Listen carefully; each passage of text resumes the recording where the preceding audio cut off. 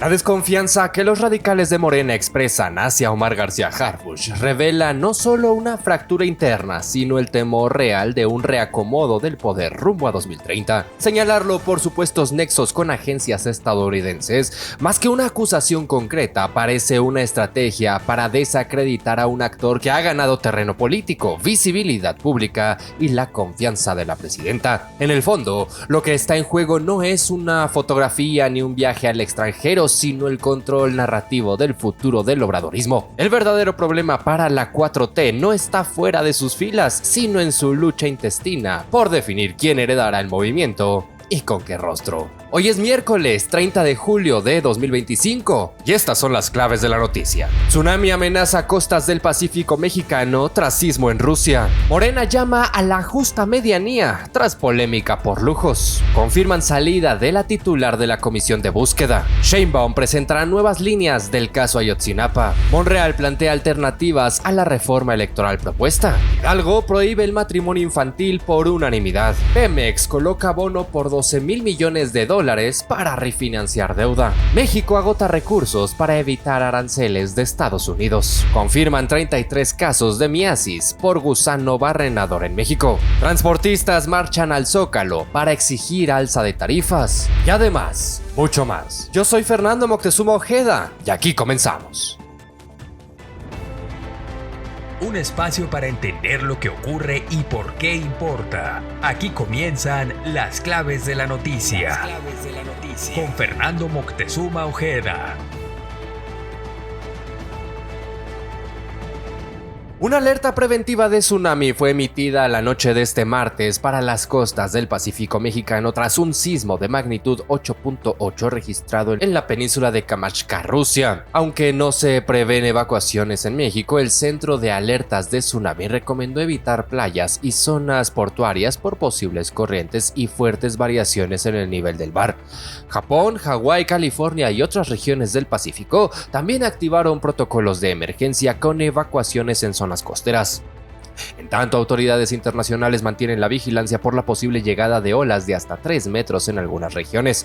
Hasta el momento, no se reportan víctimas fatales y se recomienda, como siempre, seguir a las fuentes oficiales y no difundir información no verificada. Y en otros temas, le cuento que la presidenta nacional de Morena, Luisa María Alcalde Luján, exhortó a su militancia y representantes populares del partido, a conducirse con austeridad y apegarse a la justa medianía tras la difusión de imágenes que exhiben a sus legisladores y dirigentes vacacionando en destinos de lujo en Europa y Asia. Alcalde señaló que el poder debe ejercerse con humildad y congruencia en sintonía con los principios de la Cuarta Transformación. Las fotografías publicadas por el periodista Claudio Ochoa muestran al secretario de Educación, Mario Delgado, en un restaurante exclusivo en Lisboa, al diputado Enrique Vázquez en Ibiza y al diputado Ricardo Monreal en un hotel de lujo en Madrid. Según versiones, los viajes estarían ligados a una celebración del diputado Pedro Aces. Tanto la dirigente morenista insistió en que aunque algunos cuenten con ingresos propios, deben actuar con mesura y dar ejemplo también en el ámbito privado. Oye, y por otro lado le cuento que la Secretaría de Gobernación confirmó la salida de Teresa Guadalupe Reyes Sagún como titular de la Comisión Nacional de Búsqueda, cuyo periodo concluirá este 31 de agosto de 2025, sin especificar las causas de su renuncia. La dependencia anunció que la próxima semana publicará las bases para una consulta pública destinada a elegir a la nueva persona al frente de la CNB. Este proceso, que se realizará conforme a la Ley General en materia de desaparición forzada, estará abierto a colectivos de víctimas, expertas y expertos en desaparición forzada, así como organizaciones de la sociedad civil vinculadas a esta labor. Gobernación aseguró que el procedimiento será abierto y participativo. En tanto, vamos al panorama. Panorama. Las claves de México y el mundo. Con María Laura Álvarez. Gracias, Fernando. En Colombia, la condena en primera instancia al expresidente Álvaro Uribe por soborno en actuación penal y fraude procesal genera tensión política a menos de un año de las próximas elecciones. Aunque representa un hecho histórico y simbólico al ser la primera condena penal contra un expresidente, expertos consideran que su impacto político será limitado, pues Uribe ya no es el centro de la vida pública y la derecha colombiana cuenta con nuevos actores más allá del Centro Democrático, partido que el exmandatario fundó fundó y dirige. Uribe mantuvo silencio tras el fallo, mientras sus aliados llaman a mantener la unidad y a defender el partido en los próximos comicios. La sentencia, que podría ir de 4 a 8 años en régimen domiciliario, será apelada y resuelta en segunda instancia hasta octubre. En Washington, el presidente de Estados Unidos, Donald Trump, afirmó que el financiero Jeffrey Epstein le robó a algunas empleadas de su spa en Mar-a-Lago para contratarlas, pese a que Trump le pidió que no lo hiciera. Trump señaló que Epstein repitió esta acción tras la advertencia y que una de esas empleadas fue Virginia Giuffre, conocida por haber acusado al príncipe Andrés de abuso sexual cuando era menor y que murió en abril pasado. Trump aseguró que Giuffre no tuvo quejas sobre su spa, aunque admitió desconocer detalles sobre la edad de las personas que Epstein reclutaba, aunque dijo que todo el mundo sabe el tipo de gente que era llevada por él. En Medio Oriente, el secretario general de la ONU, Antonio Guterres, declaró que los palestinos en Gaza enfrentan una catástrofe humanitaria de proporciones épicas, con más de un tercio de la población pasando días sin comer y niveles críticos de desnutrición desde el inicio del genocidio. A pesar de las negociaciones del primer ministro israelí, Benjamin Netanyahu, sobre la hambruna, agencias como el Programa Mundial de Alimentos confirman la crisis y denuncian que solo se ha entregado la mitad de la ayuda solicitada. Además, solicitó a Israel agilizar el acceso de convoyes humanitarios y alerta sobre disparos a civiles que buscan alimentos, así como la necesidad de reanudar cocinas comunitarias para evitar hacinamiento y atender la demanda básica de las familias en Gaza. En Aguascalientes, trabajadores de la Comisión Estatal de Derechos Humanos denunciaron favoritismo hacia Diana Giselle Guerrero, quien tendría 2 cargos públicos simultáneos, en la propia comisión y en el programa federal Abogadas de las Mujeres. Alegan permisos especiales, sobrecarga laboral y trato preferencial. También cuestionan su cambio reciente a Morena y los antecedentes de su universidad. Hasta ahora la comisión no ha fijado postura. En la Ciudad de México, un nuevo caso de agresión con jeringa fue captado en video en la colonia Tacuba de la alcaldía Miguel Hidalgo, donde un hombre encapuchado pinchó por la espalda a un transeúnte y luego huyó. El hecho reaviva la preocupación por los llamados pinchazos, que desde marzo pasado han generado al menos 78 denuncias, 56 en el metro, 10 en Metrobús, 9 en vía pública y 3 en otros espacios. De estos casos, entre 14 y 15 presentaron lesiones punzantes confirmadas, y en 4 se detectaron sustancias como benzodiazepinas y THC en pruebas toxicológicas. Hasta aquí el panorama del miércoles, Fernando. Excelente día. Muchísimas gracias, Laura. Excelente miércoles. Y en otros temas le cuento que el abogado Vidulfo Rosales, representante legal de las madres y padres de los 43 estudiantes desaparecidos de Ayotzinapa, advirtió un posible retorno a la verdad histórica del sexenio de Enrique Peña Nieto tras conocer los avances presentados por el nuevo fiscal del caso, Mauricio Pasarán. Tras una reunión con la presidenta Claudia Sheinbaum en Palacio Nacional, Rosales indicó que la información expuesta por el fiscal es la misma que ya conocían desde administraciones anteriores, lo que genera preocupación entre las familias. Durante el encuentro, se solicitó formalmente que se incluya la línea de investigación relacionada con los 17 normalistas presuntamente llevados a la celda municipal conocida como Barandilla, la cual, según Rosales, contiene datos de pruebas relevantes. La presidenta respondió que esta línea será considerada y anunció que el próximo 4 de septiembre se presentarán nuevas líneas de investigación. Sheinbaum aseguró que un grupo especial continúa trabajando en el caso, cuyo esclarecimiento se mantiene como una de las principales exigencias sociales a casi 10 años de los hechos. Y en otros temas le cuento que el presidente de la Junta de Coordinación Política de la Cámara de Diputados, el diputado Ricardo Monreal Ávila, advirtió de una eventual reforma electoral que dijo no debe eliminar el sistema de representación proporcional, los pluris, que ha sido clave, dijo, para garantizar la pluralidad política en el país. A través de un artículo difundido en sus redes sociales, el legislador reconoció diferencias en el modelo actual como la falta de rendición de cuentas y el control centralizado de las listas, pero defendió su papel como mecanismo de inclusión.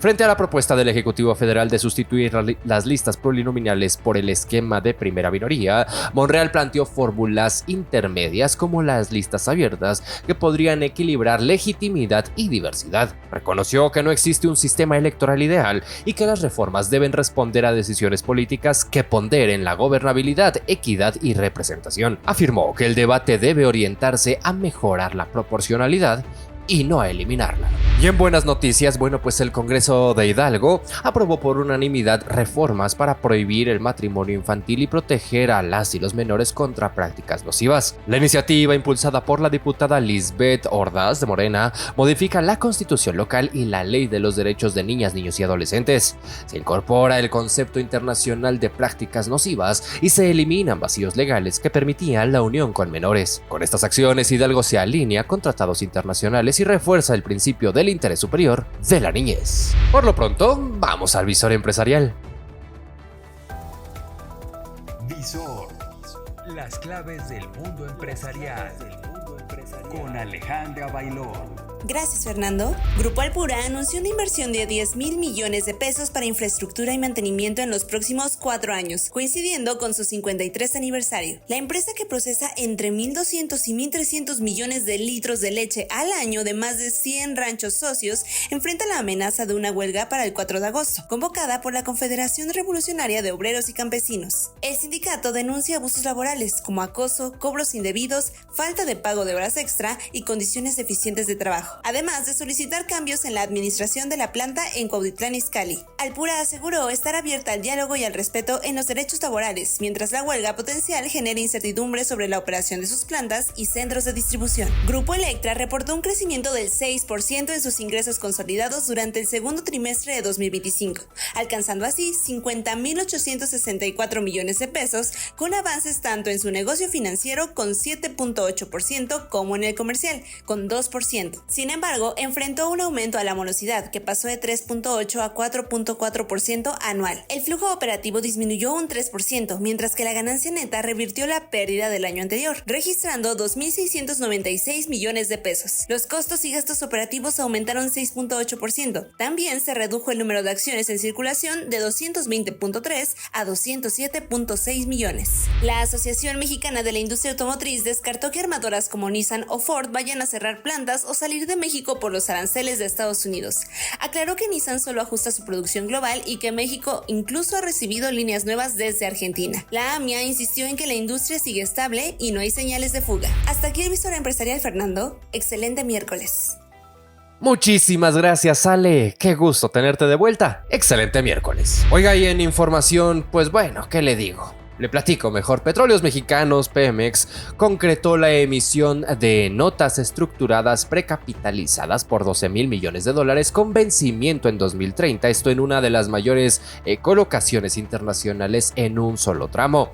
La Secretaría de Hacienda informó que la emisión con tasa fija del 5.5% anual recibió una demanda global por $23,400 millones. Los recursos se destinarán al pago de deuda de Pemex, de la petrolera, entre 2025 y 2026. Hacienda destacó que esta operación fortalece la posición financiera de la paraestatal y refleja confianza, dijo, en la economía mexicana. Y ya que estamos, le cuento que el secretario de Economía, Marcelo Ebrard Casaubon, aseguró que México ya realizó todas las gestiones necesarias para evitar la imposición de aranceles del 30% por parte de Estados Unidos, esto programado para entrar en vigor el próximo 1 de agosto, este viernes.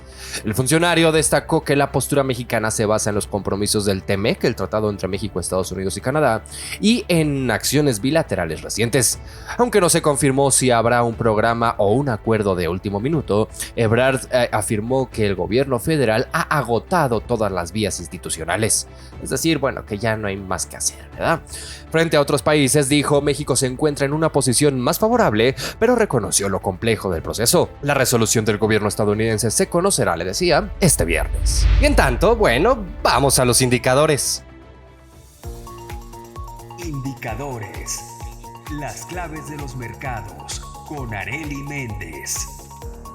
Gracias, Fernando. El dólar en ventanilla se cotizó hasta en 19.23 pesos a la venta y 18.20 a la compra, mientras que el euro se colocó en los 21.68 a la venta y 21.67 a la compra. La gasolina magna se vende hasta en 23.68 pesos por litro, la premium en 25.69 y el diésel en un máximo de 26.36 pesos por litro, según el precio promedio nacional. Mientras tanto, la mezcla mexicana de exportación se ubica en los 66.86 $1.17 por barril. Por su parte, el índice de precios y cotizaciones de la Bolsa Mexicana de Valores finalizó la jornada en 57.820.78 puntos, una recuperación del 1.29%. La acción ganadora fue Televisa, con una ganancia del 9.14%, mientras que la perdedora fue Nimac, con una baja del 5.96%. Hasta aquí los indicadores del día, Fernando. Excelente miércoles. Excelente miércoles, Arely. Muchísimas gracias. Y cambiando de tema, le cuento que la Secretaría de Salud Federal reportó 33 casos confirmados de miasis por gusano barrenador en México, esto hasta el 19 de julio pasado, con un 93.9% concentrado en Chiapas. La enfermedad provocada por la mosca, cuyo nombre no voy a mencionar, perdonará usted, afecta mayoritariamente a hombres y personas con comorbilidades como el VIH, diabetes o insuficiencia venosa. Mientras el municipio de Tapachula y en Chiapas encabeza los contagios, también se han identificado 2 casos en Campeche. Las larvas invaden tejidos vivos a través de heridas abiertas o de cavidades naturales, generando dolor, sangrado y presencia visible de gusanos. La Secretaría mantiene vigilancia epidemiológica e insiste en la higiene como medida preventiva. Bueno, pues lo que comenzó con una afectación ganadera, pues ya lo estamos viendo en humanos. Y ya casi para despedirnos, le cuento que la Fuerza Amplia de Transportistas marcharon este lunes hacia el Zócalo capitalino para exigir un aumento en la tarifa mínima del transporte público y solicitar una mesa de diálogo con la jefa de gobierno, Clara Brugada Molina. La movilización, que comenzó en San Antonio Abad, fue detenida por un cerco policial en Fray Servando Teresa de Mier, aunque se permitió el paso de 5 voceros. Los transportistas demandan homologar la tarifa mínima de 7 pesos en la Ciudad de México con el Estado de México, que asciende a 12. La protesta también generó afectaciones viales en Calzada de Tlalpan. El contingente busca instalarse en la Plaza de la Constitución, allí en el Zócalo capitalino, para esperar una respuesta oficial. Y antes de despedirnos, hay más información. Más información con Carmen Delgadillo. Gracias, Fernando. Excelente martes. La UNAM y universidades de Suiza impulsan el emprendimiento científico a través de Innova UNAM y el encuentro Switzerland and Mexico Startup and Innovation Exchange, donde presentaron 9 startups enfocadas en ciencia aplicada, inteligencia artificial, salud y medio ambiente. Del 4 al 10 de agosto, el Festival Internacional de Cine para Niños celebra 30 años con más de 60 películas de 31 países en sedes de la Ciudad de México. Aborda temas como migración, discapacidad y medio ambiente con funciones gratuitas y cine hecho por infancias. Del 11 al 18 de agosto, Hot Fashion 2025 ofrecerá descuentos en moda, belleza y cuidado personal. 8 de cada 10 mexicanos planean comprar, priorizando precios bajos, garantías y opciones de pago flexibles. Predomina la experiencia omnicanal y el uso de redes sociales. El 81% de los mexicanos considera el entretenimiento esencial para su tiempo de calidad.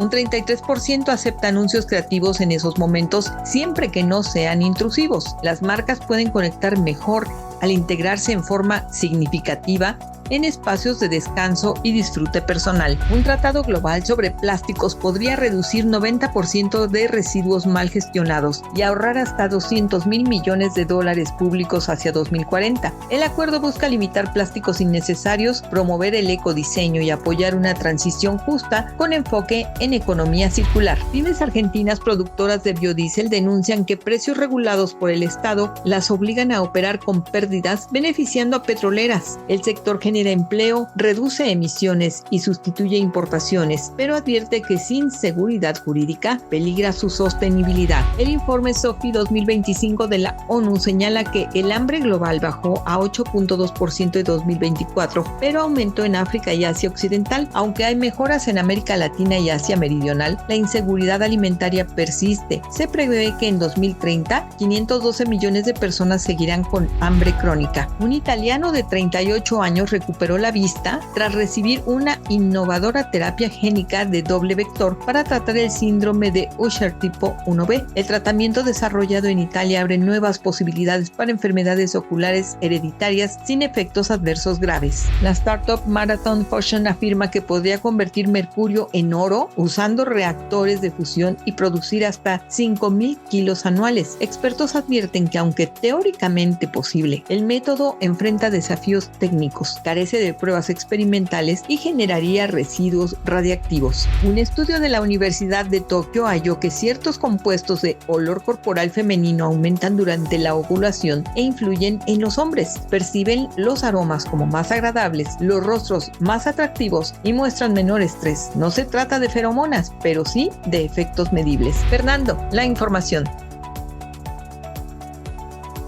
Muchísimas gracias, Carmen. Excelente miércoles. Y con esto llegamos al final de este espacio. Antes de despedirme, quiero pedirle que considere seguirme en esta plataforma, comentar sus opiniones y si la información le resultó útil, comparta este episodio con quien usted crea que también le puede ser de utilidad. Yo le agradezco muchísimo que me permita acompañarle el favor de su confianza y le recuerdo que los detalles de toda esta y mucha más información la encuentra disponible en fermoctezuma.news y en todas las redes sociales como @fermoctezuma o que por cierto también le invito a que se incorpore, se sume a nuestro canal de difusión en WhatsApp.